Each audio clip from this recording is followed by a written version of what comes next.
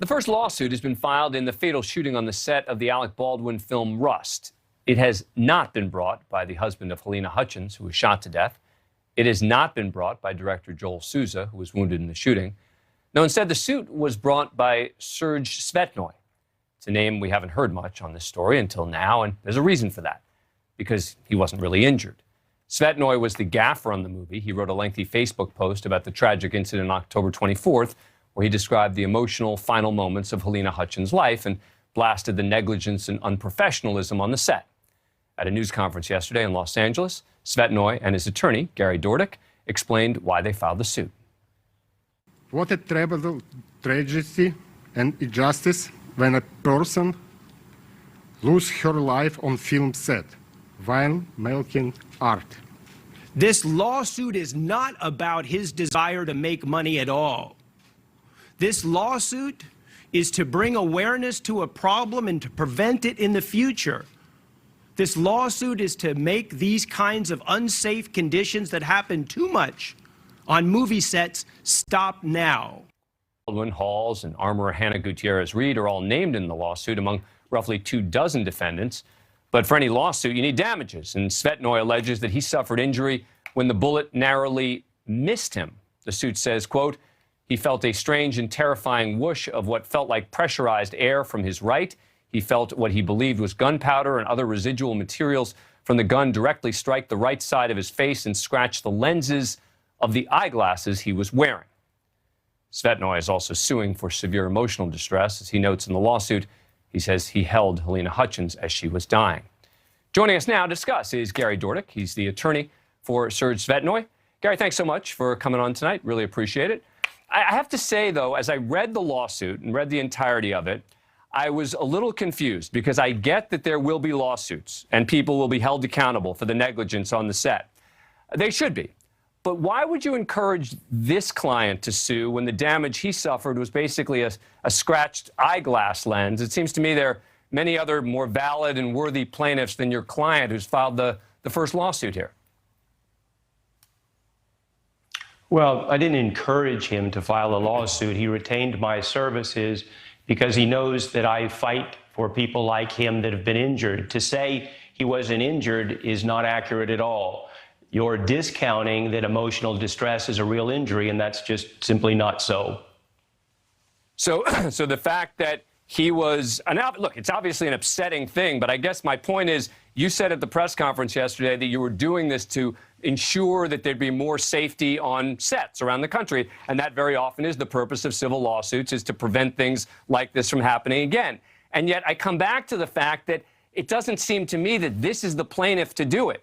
Some guy who's saying that his eyeglass was scratched and he got very upset at everything that happened, that's not damages. I mean, this just feels like it's on the fringe of being a frivolous lawsuit.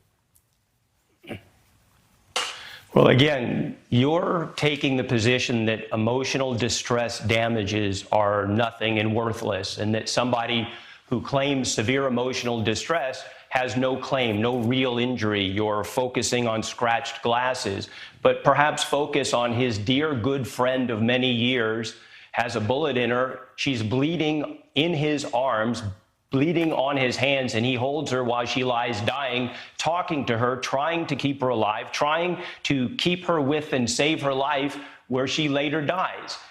That damage is compensable in California, but as I said, go ahead. So I was just going to say, so every very good friend of someone who dies based on negligence then should be filing lawsuits based on that because of the emotional distress to them of the negligence that led to somebody else's death. I mean, you see where I'm going with this. I'm concerned that this is the kind of lawsuit, particularly because it's the first lawsuit that's filed in connection with this case, that this is the wrong one, that it sends the wrong message, and that the people who should be filing the first lawsuits here should be the people who were both injured physically and suffered emotional distress, which can lead to damages. Instead, what you have here is a guy whose eyeglasses were shattered, who was obviously very upset by what happened, but that just doesn't seem to me to be a very strong damages case, and certainly isn't going to be the one that's going to clear up any safety issues that are happening on sets around America. Well, I disagree with several things you said, but the law provides who can recover for negligent infliction of emotional distress. There's specific guidelines, like being within the zone of danger. Basically, for this type of loss, there's 3 people that can sue. 3 people. 2 of them, yes, were struck by bullets, and those 2 have better or stronger damages cases. I don't disagree with that. But I do disagree with the premise that emotional distress is nothing. So there's 3 people that can sue. Mr. Svetnoy is one of the 3 that was in the zone of danger, had a close relationship, suffered some physical injury and emotional distress. So the law gives him the right to sue. The emotional distress is significant, and he's hired me. And I've gone after all the corporations in the past. I've gone against production companies in the past. And whether his damages are large or small, I intend to go after him. All right. Well, look, and I get it. It's a high-profile case. I understand why you'd take it. But let me focus on the Alec Baldwin piece of this. You're suing Alec Baldwin in the suit, claiming that he owed the duty to the plaintiff and other crew members on the set to double-check. I've now talked to 3 armorers who work on all of the top movie sets. All of them have said to me that the actor is not expected, as a matter of due course, to double-check when they are handed a weapon. They say, hey, it's great if they do, but the notion that that's an expectation, all of them have said, just simply isn't the case.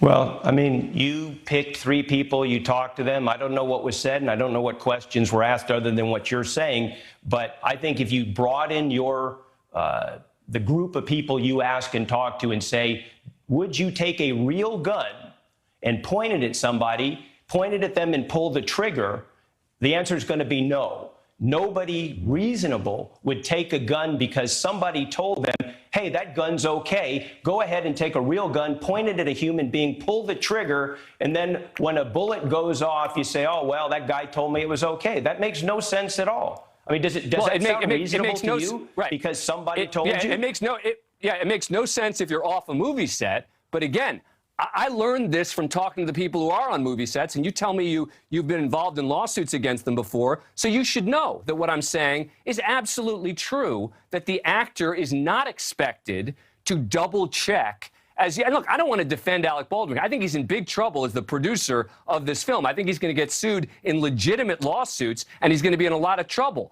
But I guess I'm just concerned about this one, and I give you the final word, Mr. Dordick.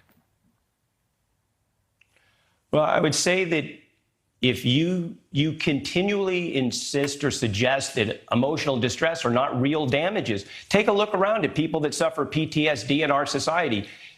There's significant harm. I have clients that break bones and have no problems. I have a lot of physical injuries that heal 100%.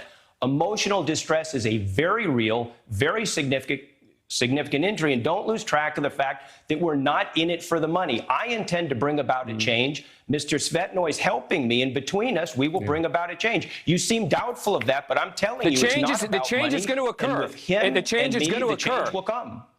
The change is going to occur. It's just not going to be because of you. But I think so. I appreciate it. Look, okay, fair enough. Well, but Gary Dordick, I doubt that. I appreciate the conversation, and I appreciate you coming on the show. Thank you. I thank you. Coming up, BLM activists threatening riots and bloodshed if Mayor-elect Eric Adams brings back a form of community policing. I'll talk to one of those advocates up next. Thank you for watching. Click the red subscribe button below so you can get more of NewsNation's fact-driven, unbiased coverage.